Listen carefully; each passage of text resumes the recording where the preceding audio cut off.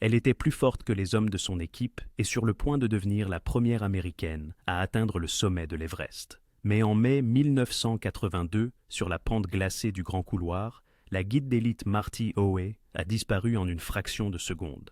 Ce n'est pas une avalanche ou une tempête qui l'a tuée. C'était une erreur microscopique, presque invisible, qui l'a précipitée dans l'abîme et a changé à jamais les règles de sécurité dans le monde de l'alpinisme. Comment une professionnelle aussi irréprochable a-t-elle pu mourir si près d'entrer dans l'histoire?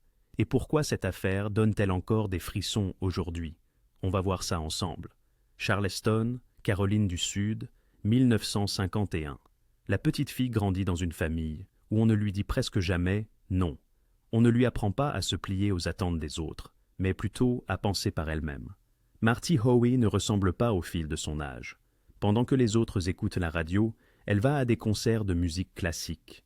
Pendant qu'elle rêve de rendez-vous galants, elle dévore La montagne magique de Thomas Mann. Un pavé philosophique sur un sanatorium dans les Alpes, où les personnages parlent de la vie et de la mort, coincés entre ciel et terre. Un choix étrange pour une jeune fille d'une petite ville du Sud. Mais Marty a toujours fait des choix à part. Ce livre devient sa Bible. Elle le relit, encore et encore. L'histoire de gens enfermés dans les montagnes, d'un sanatorium pour tuberculeux, d'un lent dépérissement en altitude, de la façon dont l'isolement transforme la perception de la réalité. Personne ne se doute encore que cette intrigue se révélera être une sinistre prophétie, que 30 ans plus tard, Marty se retrouvera pour de bon dans les montagnes, et que ces montagnes deviendront sa dernière demeure. Mais pour l'instant, c'est juste une fille brillante, avec une grande ouverture d'esprit. Ses amis la décrivent comme une assoiffée de connaissances. Rick Mandal, l'un de ses plus proches amis, se souvient. Un esprit vif, une curiosité sans fin, et pas une once de snobisme. Marty parle avec la même aisance de bâche que de matériel de randonnée. Elle a un sens de l'humour bien à elle, pragmatique, ironique. Elle ne comprend pas pourquoi les gens compliquent les choses simples. Un jour, des amis l'emmènent à la pêche, à la mouche. C'est toute une philosophie, le bon lancer, la bonne mouche, le bon moment de la journée. Marty observe tout ça et lâche une phrase qui deviendra légendaire. Ça peut être si compliqué que ça, de déjouer une truite. Ses amis éclatent de rire. Elle est sérieuse. Pour elle, la question est sincère. Pourquoi enjoliver ce qui peut être résolu par la logique? C'est tout elle, ça. Pas de sentimentalisme, pas de rêverie. Sa tête est réglée comme une horloge suisse. Et cette tête bien faite va bientôt l'emmener là où, au début des années 70, les femmes ne sont absolument pas les bienvenues. Début des années 70. Marty plaque la Caroline du Sud et part pour le nord-ouest Pacifique. Là où les montagnes sont de vraies montagnes. Là où on peut travailler en altitude toute l'année. Elle frappe à la porte de Rainier Mountaineering Inc., RMI. Ce n'est pas juste une entreprise, c'est l'élite. Les meilleurs guides du pays. Ceux qui emmènent les clients sur le mont Rainier. Plus de 4000 mètres de glace et de roches. Un seul problème. Chez RMI, il n'y a pas de femmes. Aucune. Au début des années 70, le milieu des guides de haute montagne est un club de mecs, ultra fermé. Là-bas, ce n'est pas seulement qu'on n'attend pas les femmes, on est persuadé qu'elles sont physiquement incapables de faire ce boulot. Les sacs à dos qui pèsent 1 tonne, des heures et des heures d'ascension. La responsabilité de vies humaines, des décisions à prendre dans l'urgence. Mais Marty n'en a que faire. Elle réussit les épreuves de sélection. Elle prouve qu'elle peut porter la même charge que les hommes, qu'elle peut mener une cordée, qu'elle ne flanchera pas face à la peur, et elle est prise. Parmi ceux qui lui donnent sa chance, il y a Lou Whitaker, une légende de l'alpinisme américain, le premier Américain à avoir gravi l'Everest, un homme dont la vie, en montagne, pèse plus lourd que tous les diplômes et toutes les médailles réunies. Whitaker devient son mentor, il l'observe, il la met à l'épreuve, et après quelques saisons, il dit à ses collègues « Elle a brisé un mythe. Les femmes peuvent travailler avec les mêmes exigences que nous. » Marty réalise plus de 100 ascensions du mont Rainier. 100 fois, elle gravit ce volcan de glace et en redescend. Chaque fois, avec un groupe de clients sous sa responsabilité. Chaque fois, avec pour mission de s'assurer que tout le monde rentre sain et sauf. Sa technique est impeccable. Mais le plus important, c'est autre chose. Whitaker appelle ça le judgment, le discernement, la capacité à évaluer les risques, à voir le danger 1 seconde avant qu'il ne se matérialise. Un jour, le groupe traverse le couloir de Gibraltar, un passage étroit entre les rochers où les chutes de pierre sont fréquentes. L'un des alpinistes décide de prendre un raccourci. Il veut passer sous une paroi surplombante pour gagner du temps. Marty le voit. Elle ne demande pas. Elle ne conseille pas. D'un ton sec, elle met fin à sa manœuvre. Le ton est sans appel. C'est un ordre, pas une recommandation. 1 minute plus tard, une chute de pierre dévale à l'endroit exact. Le groupe reste silencieux. Puis, quelqu'un murmure « Elle vient de nous sauver la vie ». Marty hausse les épaules. Pour elle, c'est juste le métier. De la logique, du calcul, rien de magique. Mais chez RMI, on commence à comprendre. Elle n'est pas seulement une bonne guide, c'est l'une des meilleures. Le genre n'a aucune importance quand des vies sont en jeu et que dans votre tête tourne un mécanisme d'anticipation infaillible. 1974, Union soviétique, le massif du Pamir. Marty reçoit une invitation qui, en pleine guerre froide, relève de la science-fiction. Elle s'envole derrière le rideau de fer. L'événement dépasse le cadre du sport, c'est de la géopolitique. Le USA-USSR Pamir Expedition, un camp d'alpinisme international, organisé pendant une brève période de dégel politique. Alpinistes américains et soviétiques doivent montrer au monde qu'ils sont capables de coopérer, au moins à la verticale. Dans la délégation, on trouve la crème de l'alpinisme féminin américain. Arlene Bloom, Molly Higgins, et parmi elles, Marty Howe. Le Pamir les accueille brutalement. On n'est plus sur le mont Rainier et ses 4000 mètres d'altitude, comme à la maison. Ici, ce sont des sommets de plus de 7000 mètres, une zone où l'air est 2 fois plus rare et où l'hypoxie commence à tuer lentement les cellules du cerveau. Marty part à l'assaut de l'altitude. Elle atteint le pic Ras del Naya à 7010 mètres. C'est sa première incursion dans la très haute altitude, la première fois que ses poumons brûlent par manque d'oxygène et que chaque pas demande un effort de volonté surhumain. Concernant l'objectif principal de l'expédition, le pic Lénine et ses 7134 mètres, l'histoire reste floue. Les archives sont contradictoires. Certaines sources affirment qu'elle a atteint le sommet. D'autres disent qu'elle n'a atteint que le pic Ras del Naya, qui n'était qu'une étape sur la voie du sommet principal. Dans le fouillis des rapports de l'époque, la vérité s'est perdue. Mais pour la carrière de Marty, ça n'a plus aucune importance. L'important, c'est autre chose. Elle est de retour. Cette expédition, c'est son passeport pour l'élite. Elle a prouvé que son corps pouvait tenir là où beaucoup d'hommes craquent. Désormais, son nom est connu bien au-delà de RMI. Elle entre dans la catégorie des alpinistes d'altitude confirmés. 7000 mètres, ça change tout. C'est une autre ligue, une ligue où l'erreur est fatale et où l'endurance frôle le masochisme. Marty réussit le test. Le Pamir devient le tremplin qui, quelques années plus tard, la propulsera vers l'Himalaya. Désormais, quand les chefs d'expédition préparent un projet sérieux, ils se posent la question « Et si on appelait Howe ?» Elle a gagné son statut de personne à qui on peut confier sa corde au bout du monde. Mais l'épreuve qui l'attend va la déstabiliser bien plus que n'importe quelle altitude. Et ce ne sera pas la fatigue physique, mais un désastre éthique sur le Nanda Devi. 1976, Inde, Garhwal, le Nanda Devi, 7816 mètres, un sommet sacré, interdit aux étrangers pendant des décennies. Marty Howe fait partie d'une expédition d'élite indo-américaine. Leur objectif est audacieux, ouvrir une nouvelle voie sur l'arête nord-ouest. Ce n'est pas une simple ascension, c'est l'exploration d'une des dernières zones d'ombre de la carte. L'expédition démarre bien.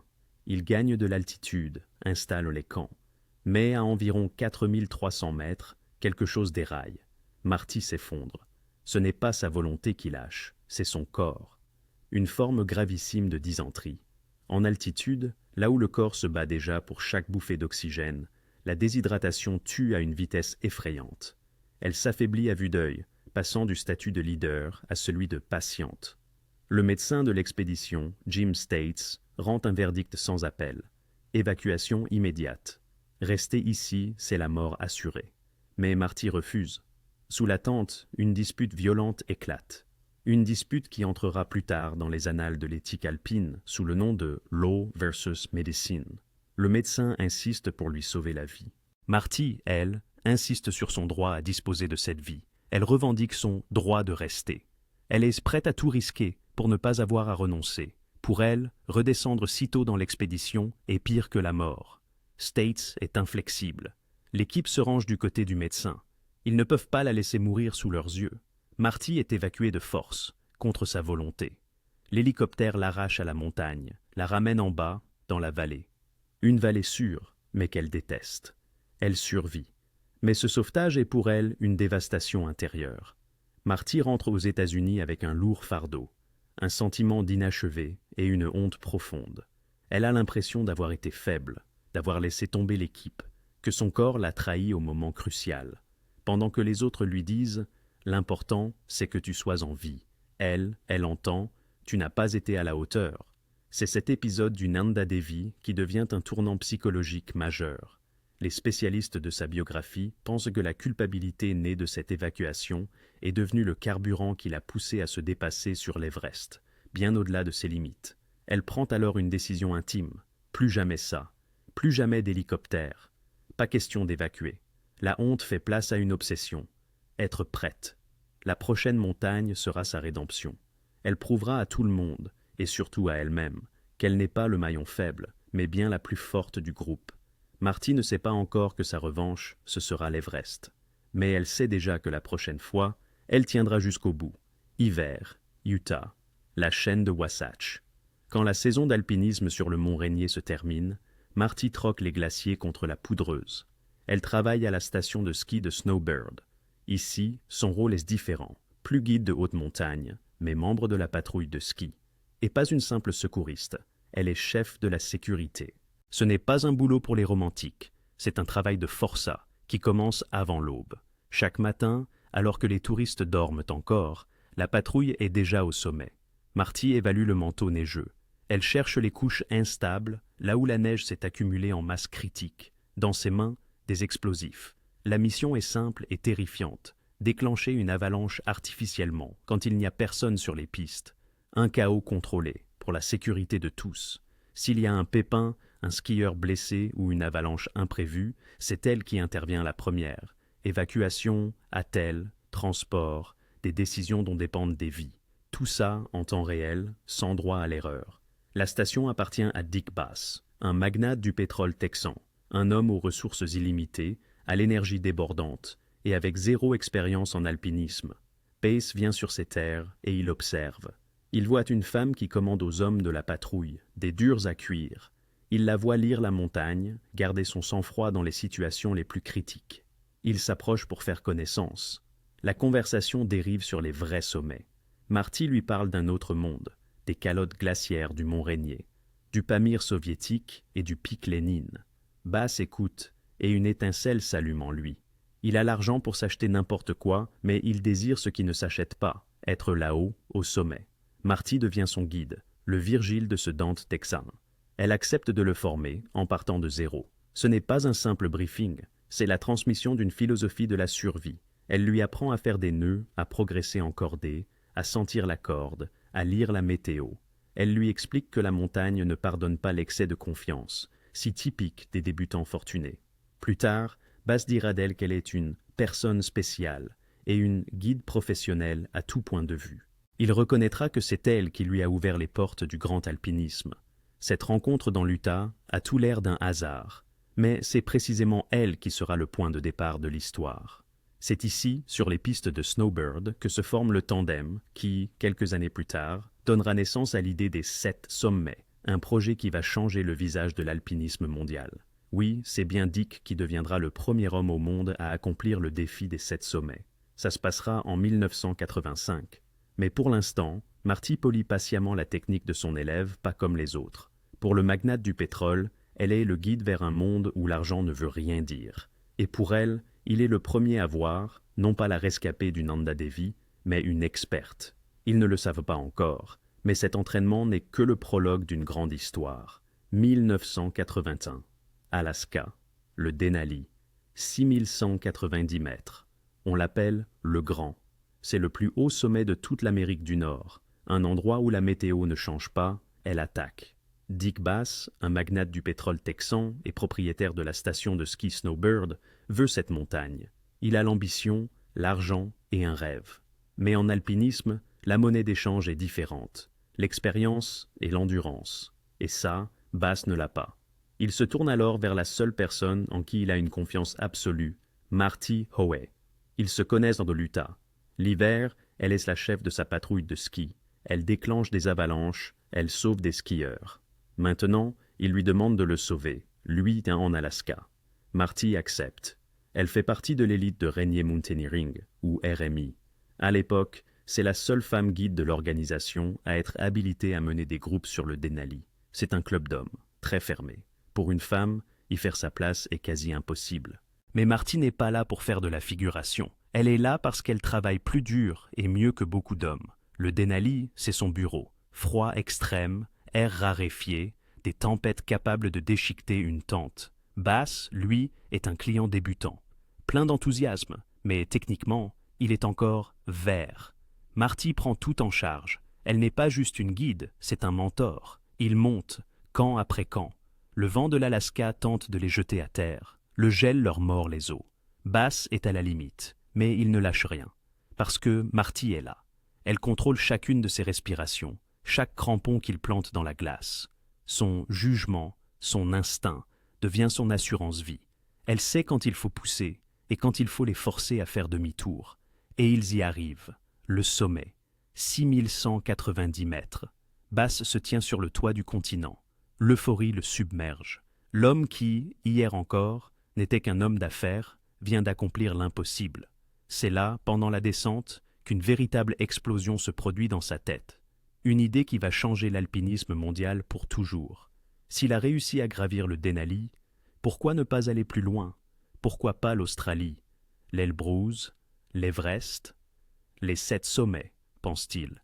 Les plus hauts sommets des 7 continents. Le projet des Seven Summits est né. Cette idée l'enflamme. Mais c'est Marty qui transforme l'étincelle en brasier. Elle ne se moque pas de son ambition. Elle lui insuffle la confiance. Elle lui prouve qu'avec la bonne préparation et un guide compétent, les limites du possible s'effacent. Ils redescendent de l'Alaska en vainqueurs. Bass commence à planifier une odyssée planétaire. Marty l'aide pour la logistique, l'entraîne, le prépare pour l'Himalaya. Pour lui, elle est son plus grand professeur. Aucun d'eux ne connaît l'avenir. Bass finira par achever son projet. En 1985, il atteindra le sommet de l'Everest, devenant ainsi le premier homme à avoir conquis les 7 sommets. Mais Marty ne sera pas là. Debout sur le toit du monde, Dick Bass dédiera son exploit à elle, à Marty Howe, la femme qui lui a appris à croire en lui, mais qui, elle, est restée pour toujours dans les neiges du Tibet. Mais pour l'instant, nous sommes en 1981. Ils sont vivants, ils sont heureux, et le monde est à leurs pieds. Hiver 1982. Argentine, les Andes, la Concagua. La sentinelle de pierre, 6961 mètres. Le plus haut sommet d'Amérique du Sud et de tout l'hémisphère occidental. Pour la plupart des alpinistes, cette montagne, c'est l'objectif d'une vie, le summum de l'ambition. Mais pour Marty Howe, ce n'est qu'une zone de transit, une simple étape. Elle est ici avec une mission bien précise, préparer son corps à la zone de la mort. Ça doit être une acclimatation, une vérification technique du matériel avant le grand départ, l'expédition de printemps sur l'Everest. Le groupe discute du plan. La logique voudrait qu'on choisisse la voie normale. C'est un chemin long, épuisant, mais techniquement simple à travers les éboulis. Le sentier des mules, comme on l'appelle avec un certain mépris. De la poussière, du vent, une marche monotone. Parfait pour travailler l'endurance. Sûr, ennuyeux. Marty regarde la carte, puis la montagne, et elle se tourne vers la face est. Là-bas, il y a le glacier des Polonais. Des parois rocheuses couvertes de glace vive, un terrain qui ne pardonne aucune erreur. Et pourquoi on devrait se taper les éboulis alors qu'on peut passer par là? Demande-t-elle. L'équipe hésite. C'est un risque. Pourquoi prendre ce risque juste avant l'Everest? Pourquoi griller de l'énergie dans une ascension technique complexe, quand le but est simplement de prendre de l'altitude? Mais Marty est inflexible. Ce n'est pas seulement l'ambition qui parle en elle, c'est une fierté blessée. L'ombre du Nanda Devi de 1976 plane toujours derrière elle. Pour elle, la Concagua, ce n'est pas un entraînement pour les poumons, c'est une réhabilitation de l'esprit. Elle a besoin de prouver, avant tout à elle-même, qu'elle est capable de repousser ses limites, qu'elle n'est pas une cliente, pas la fille de l'équipe, mais une leaduse. Son énergie est contagieuse. Elle ne cherche pas à convaincre, elle galvanise. Sa confiance brise le scepticisme des hommes. Ils acceptent. Ils s'attaquent à la face est. L'ascension se transforme en une démonstration de force. Marty ouvre la voie. Elle taille des marches dans le névé compact. Elle trouve les passages dans le labyrinthe du glacier. La face est, c'est le froid et un vent à vous jeter par terre. Mais Marty semble ne rien sentir. Elle est dans son élément. Ses coéquipiers assistent à une transformation. Ce n'est plus seulement la guide de RMI qui emmène des clients sur le mont Rainier. C'est une alpiniste de classe mondiale. Elle impose un rythme que même les hommes les plus forts ont du mal à suivre. Sa technique est impeccable. Chaque mouvement est économe, chaque coup de piolet est précis. Elle ne se bat pas contre la montagne, elle danse avec elle. Ils réussissent la voie. Ce n'est pas juste une ascension du glacier des Polonais. Ils ouvrent une nouvelle variante, une nouvelle ligne. Ce qui n'était prévu que comme une sortie d'échauffement devient une véritable première. Un triomphe qui restera dans l'ombre des événements à venir, mais qui change tout au sein du groupe. Au sommet, face aux chaînes infinies des Andes, Marty ressent une clarté absolue. Les doutes qui l'habitaient depuis des années se dissipent. La barrière psychologique du Nanda Devi est brisée. Elle sent son corps comme un instrument parfait. Le cœur bat calmement. Les muscles sont gorgés de puissance. La tête est froide, vide de toute peur. La descente vers le camp de base prend des allures de marche triomphale. Tout le monde le comprend. Marty est prête. Elle ne parle plus d'entraînement. Il y a de l'acier dans sa voix. L'Everest cesse d'être un rêve à l'horizon. Il devient une réalité inéluctable. Sous la tente, en se réchauffant les mains, elle n'est déjà plus en Argentine. Son esprit est au Tibet. Elle parle de la face nord, du grand couloir. Elle visualise les passages clés, élabore sa stratégie. Ses amis voient cette flamme dans son regard. Ce n'est pas de l'euphorie. C'est la concentration du prédateur juste avant l'attaque. De l'Aconcagua, elle a tiré tout ce qu'elle pouvait. Une nouvelle voie difficile, une altitude de près de 7000 mètres et une confiance en soi en acier trempé. Désormais, il ne reste plus que lui, l'Everest. Marty est arrivée au pied de sa montagne ultime dans un état de tempête parfaite. Derrière elle, le Pamir impitoyable et une centaine d'assauts du mont Rainier. À son actif, la face est de l'Aconcagua, fraîchement conquise, point d'orgue d'une longue préparation. La douleur des échecs passés s'est définitivement muée en une rage froide. Printemps 1982. Tibet. Everest. Face nord. C'est la première expédition américaine sur ce versant depuis des décennies. La Chine vient tout juste d'entrouvrir ses frontières. La politique, les visas, les autorisations, tout a convergé au même moment. L'équipe compte 17 personnes, mais tous les regards sont tournés vers une seule, Marty Howe, l'unique femme du groupe. Ils ont délibérément renoncé à la voie classique. Leur objectif, le grand couloir, le Great Couloir. Un couloir de glace étroit comme une entaille de couteau, pris en étau entre des bastions rocheux. C'est l'une des voies les plus techniques vers le sommet. Ici, pas de sentier battu, juste du névé dur comme la pierre et un vent qui vous glace jusqu'à la moelle. Le style de l'expédition est sans compromis. Dans les sections supérieures, l'équipe progresse sans l'aide des Sherpas d'altitude. Ça veut dire que l'ascenseur ne fonctionne pas. Pas d'armée d'assistants pour monter les tentes et faire bouillir l'eau à l'avance. Les alpinistes portent eux-mêmes leur matériel de bivouac, leur nourriture et leur oxygène. Une charge qui semble gérable en plaine vous écrase contre la glace, ici, dans la zone de la mort. C'est de l'alpinisme pur, à l'ancienne. C'est toi contre la montagne, sans le filet de sécurité de l'endurance d'un autre. L'enjeu est immense. Si elle réussit, elle deviendra la première américaine au sommet du monde. Pas seulement un triomphe personnel, mais un tournant historique qui va changer l'alpinisme féminin. Marty mesure la portée de l'exploit, mais elle ne laisse pas les pensées de gloire la détourner de son objectif. Sa concentration est totale, réduite à l'essentiel. Le piolet, le point d'ancrage, le prochain mètre du couloir. L'équipe se fraye un chemin vers le haut. Camp de base, camp 1, camp 2, camp 3. L'air devient dangereusement rare. Chaque inspiration demande un effort de volonté conscient. Chaque pas est une petite victoire sur la gravité.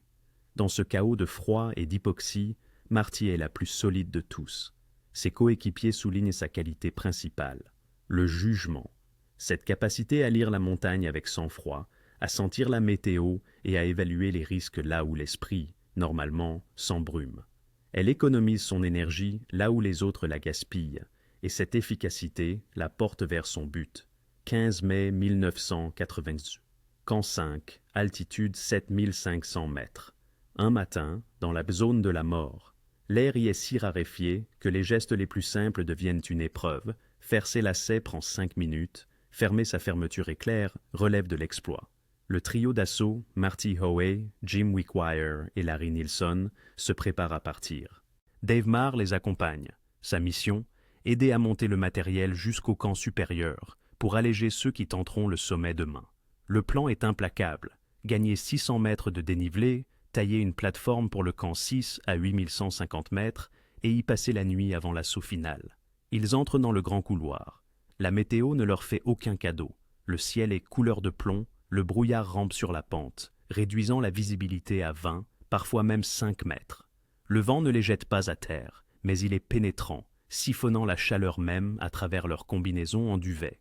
Le couloir lui-même est un immense entonnoir coincé entre des parois rocheuses. La pente est raide, jusqu'à 50 degrés. Sous leurs pieds, ce n'est pas de la neige, mais du névé dur et de la glace vive. Les crampons y mordent avec un crissement sec et métallique. L'erreur est interdite.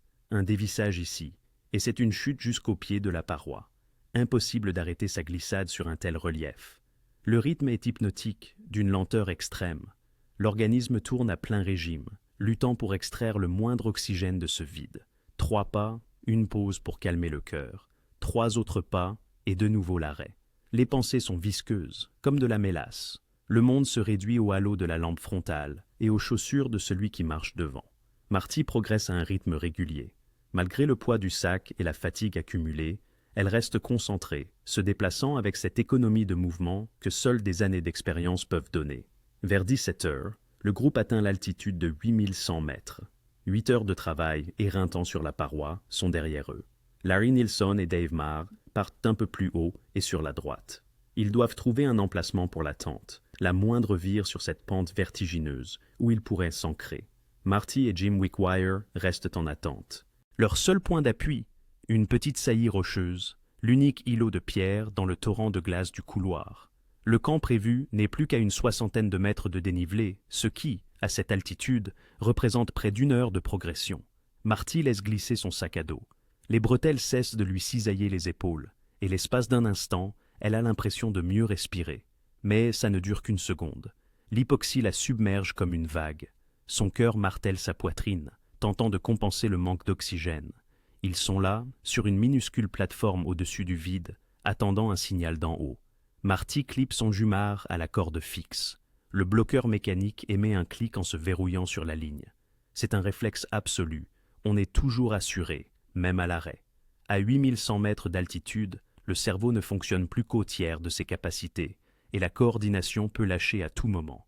Un seul mouvement maladroit, une perte d'équilibre, et c'est l'assurance qui doit vous sauver la vie. Elle s'appuie le dos contre la saillie rocheuse pour soulager ses jambes. Jim Wickwire est à côté d'elle. Ils ne disent rien. Le moindre dialogue, ici, est un gaspillage d'oxygène impardonnable. Autour d'eux, il n'y a que le voile blanc et dense du brouillard, et ce vent qui tantôt se calme, tantôt frappe en rafale, perçant la protection de leur combinaison. Marty est à bout de force. L'absence de Sherpa signifie que toute la charge, de la tente aux cartouches de gaz, a pesé sur leurs épaules toute la journée. À l'épuisement physique s'ajoute l'ivresse des cimes, qui émousse la vigilance. Et dans ce silence se cache une menace invisible, mais mortelle. Le système d'assurage de Marty ne tient qu'à une seule boucle en métal. Le matériel de l'époque n'avait rien d'automatique. Pour verrouiller la sangle, il fallait la passer dans la boucle, puis la repasser en sens inverse. C'est ce qu'on appelle un double back.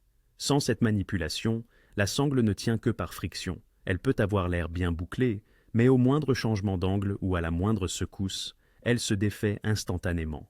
Personne ne sait vraiment si elle a oublié de le faire le matin ou si la boucle s'est desserrée au fil de la journée.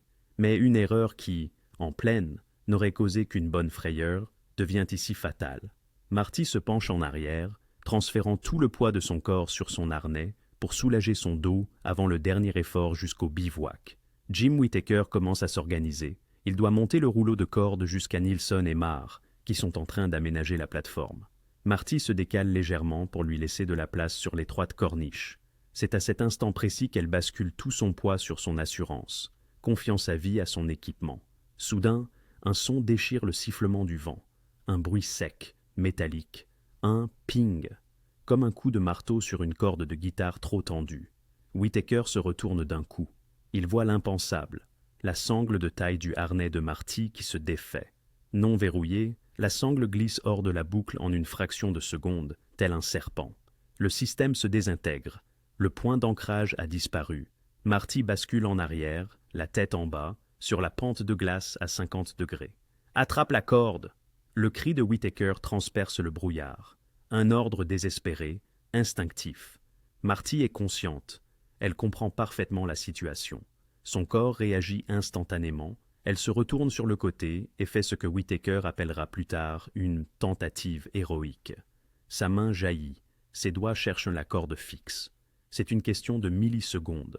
Quelques centimètres séparent la vie de la mort. Raté. Sa main ne rencontre que le vide. Sur cette neige dure comme de la glace, sa vitesse devient vertigineuse en un instant. Impossible de s'arrêter. Son piolet est resté planté dans la neige, là-haut, là où elle se trouvait une seconde auparavant. Rien pour freiner, rien pour mordre la glace. Whittaker regarde en bas, dans le brouillard laiteux. Il attend un cri, le bruit de l'impact, n'importe quoi, mais il n'entend que le vent. Marty chute dans un silence absolu. Elle s'évanouit dans le brouillard, plongeant vers le pied de la paroi, vers le glacier de Rongbuk, 1800 mètres plus bas. Whittaker est seul sur la corniche, figé par le choc. Son cerveau refuse d'intégrer ce qui vient de se passer. D'en haut, Larry Nielsen et Dave Marr redescendent. Ils trouvent Jim seul. Ils voient l'expression sur son visage. Aucune question n'est nécessaire. L'expédition est terminée. Les trois hommes amorcent une descente d'urgence. Il n'y a plus qu'un seul objectif, atteindre la radio et annoncer la tragédie. En bas, c'est Lou Whittaker qui reçoit la nouvelle. Une légende de l'alpinisme, le mentor et un ami très proche de Marty. Il lance immédiatement une opération de recherche au pied de la face nord, sur le glacier de Rongbuk. Une équipe se met à sonder la Rimaille, cette crevasse géante qui se forme là où le glacier rencontre la roche. C'est le seul endroit où le corps aurait pu s'arrêter après une chute de 8100 mètres. Ils cherchent longtemps. Ils balayent du regard les pentes. Ils inspectent la glace. Rien. Pas le moindre équipement, pas la moindre trace. La chute a été d'environ 1800 mètres. Marty a disparu, littéralement avalé par la montagne. L'Everest est devenu sa tombe. Plus tard, lors d'une cérémonie au camp de base, Whittaker prononcera des mots qui deviendront son épitaphe. « Je ne peux pas imaginer un plus bel endroit pour reposer en paix. Elle est tombée dans le plus bel endroit qui soit. » L'équipe érige une croix en pierre au pied de la paroi. C'est le moment des adieux. Marty Howe est restée là où elle rêvait d'être, sur les flancs de la grande montagne, figée pour l'éternité à un pas de l'histoire. Mais Larry Nielsen, lui, n'arrive pas à tourner la page. Il était là-haut. Il a vu l'emplacement du camp. Il le sait. Le sommet est à portée de main. À une seule journée d'assaut, 700 mètres de dénivelé. Il prend une décision qui frôle la folie. Y aller en solo. Seul. Sans coéquipier, sans assurance, sans soutien moral. C'est une tentative désespérée de réécrire la fin de l'histoire. Nielsen grimpe plus haut que l'endroit où Marty a chuté. Il dépasse la barre des 8200 mètres, puis 8300. Sa silhouette solitaire se traîne sur la face nord, atteignant une altitude de 8380 mètres. Moins de 500 mètres le séparent du sommet. Mais c'est là que les capacités humaines atteignent leurs limites. Le froid transperce ses protections, l'hypoxie éteint sa conscience, ses doigts perdent de toute sensibilité. Son corps lui pose un ultimatum, descendre ou mourir. Nielsen fait demi-tour. Il rentre au camp, vivant, mais avec de graves gelures et sans la victoire. Son retour met un point final à l'aventure. L'évidence s'impose, une vérité que personne ne voulait admettre. Marty était plus forte qu'eux tous. Elle était le moteur du groupe, le pilier sur lequel reposait la confiance de toute l'équipe. Lou Whittaker, le chef de l'expédition, prononce la phrase qui résume toute cette épopée. « Si Marty avait été avec nous, on l'aurait fait. » Dans ces mots, il n'y a pas de « peut-être » ou de « probablement ». C'est la certitude absolue d'un professionnel. Avec elle, ils avaient une chance. Sans elle, le moral de l'équipe est brisé. La mort de Marty a porté un coup dont ils ne se relèveront pas. La motivation a disparu, remplacée par un sentiment de vide. L'expédition plie bagage. En silence, ils démontent les camps d'altitude, remballent le matériel et laissent la face nord invaincue. Ils rentrent chez eux, brisés. Ce n'est pas l'altitude qui les a vaincus, ni le vent d'ouragan, ni les avalanches. Leurs rêves et la vie de leur ami ont été anéantis par une simple boucle de harnais mal attachée. Un détail technique microscopique qui a transformé un triomphe historique en l'une des plus amères tragédies de l'Everest. Avant Marty Howe, l'Everest n'avait pris la vie que d'une seule femme, l'Allemande Hannelore Schmatz, en 1979. Marty est devenue la deuxième sur cette triste liste, et la première américaine à mourir sur les flancs de la montagne. Sa mort a mis un coup d'arrêt aux ambitions de l'alpinisme féminin américain pour 6 longues années. Marty devait être une pionnière, un symbole du champ des possibles, mais elle est devenue à la place un terrible avertissement. Ce n'est qu'en septembre 1988 que Stacy Allison a atteint le sommet, devenant la première femme des États-Unis à se tenir à 8848 mètres d'altitude. C'était le triomphe qu'on attendait en 1982. Mais il y a un détail qui change tout. Allison a emprunté la voie classique par le sud, celle qui est aujourd'hui devenue la norme pour les touristes. Marty s'attaquait à la face nord par le grand couloir. On parle là d'un alpinisme d'un tout autre calibre, sans Sherpa d'altitude, en style alpin, à la limite des capacités humaines. Si elle y était arrivée, ça n'aurait pas été un simple record, mais une démonstration de maîtrise absolue, un exploit que personne n'aurait pu égaler pendant des décennies. Mais elle n'y est jamais arrivée, et pendant les 6 années qui ont suivi, les alpinistes américaines ont regardé l'Everest à travers le prisme de cette tragédie, avec en tête l'image de cette boucle non verrouillée et de ce corps chutant dans l'abîme. Mais 1982 est devenue l'une des pages les plus sombres des chroniques de l'Himalaya, en raison d'une synchronie effrayante des décès. Au même moment où Marty perdait la vie, sur l'arête nord-est voisine, 2 légendes britanniques disparaissaient. Peter Boardman et Joe Tasker, l'élite de l'alpinisme mondial. Ils tentaient une traversée extrêmement complexe. Ils sont montés haut et se sont volatilisés dans le brouillard. La montagne ne faisait aucune différence. Peu lui importait votre expérience ou votre force. 3 vies exceptionnelles. Howe, Boardman, Tasker, fauchés en l'espace d'une seule semaine. Marty a été emporté par une erreur technique minuscule. Les Britanniques, eux, ont été happés par l'inconnu. L'Everest a eu le dernier mot. La mort de Marty Howe va changer l'industrie. Pas tout de suite, mais inévitablement. Les fabricants d'équipements se penchent sur le rapport d'incident. Ils y lisent « La boucle n'était pas sécurisée par un retour ». Et ils comprennent « La sécurité du système repose entièrement sur l'attention humaine ». Or, à 8000 mètres d'altitude, l'attention est un luxe. L'industrie accélère alors la transition vers les boucles à verrouillage automatique. Les fameuses auto-locking buckles. Elles se verrouillent toutes seules. Elles n'exigent pas de seconde manipulation. Elles ne dépendent plus d'un oubli à l'aube, quand le cerveau est encore embrumé et que les doigts sont gelés. Quelques années plus tard, ces boucles deviennent la norme, d'abord chez les pros, puis partout. Les débutants d'aujourd'hui ne savent même pas qu'il en a été autrement. Mais le changement ne concerne pas que le matériel. La culture de la vérification mutuelle, le fameux « partner check », devient une règle intangible. Avant chaque sortie, les partenaires vérifient l'équipement l'un de l'autre. On ne se fait pas confiance. On vérifie. Les boucles, les mousquetons, les nœuds, tout. La phrase « j'ai vérifié » ne suffit plus. On s'est vérifié l'un l'autre. Voilà le nouveau standard. Marty est morte seule. Si Wickwire avait jeté un œil à son baudrier ce matin-là, il aurait vu la boucle non verrouillée. Une seconde d'attention. Une seule remarque. Et elle serait encore en vie. Ça n'arrive plus aujourd'hui. Maintenant, on vérifie. Dick Bass, lui, n'oublie pas. Il ne peut pas oublier. La femme qui lui a ouvert les portes de la haute montagne. Celle qui l'a guidé sur le Denali. Celle qui lui a donné la confiance nécessaire. En 1985, il atteint le sommet de l'Everest. Il devient la personne la plus âgée à se tenir au sommet du monde. 55 ans. Un âge où la plupart des alpinistes ont déjà raccroché. Il écrit un best-seller, 7 Summits, un livre sur le projet qui a commencé avec le Denali, avec Marty. Bass lui consacre un chapitre entier. Il la nomme son mentor. Il écrit que sans elle, rien de tout cela n'aurait existé. Il dédie son ascension de l'Everest à sa mémoire. Debout sur le toit du monde, il pense à cette femme qui a échoué à seulement 700 mètres du but, celle qui était plus forte que lui, plus expérimentée, mieux préparée. À Gig Harbor, dans l'État de Washington, on est en train d'installer un mémorial, une pierre avec un nom gravé, des dates, 1951, 1982, 31 ans d'une vie, 100 ascensions du mont Rainier, le Pamir, la Concagua, le Denali, l'Everest, ou presque. Alors, qu'est-ce que cette histoire vous inspire? Laissez un like et dites-le nous en commentaire.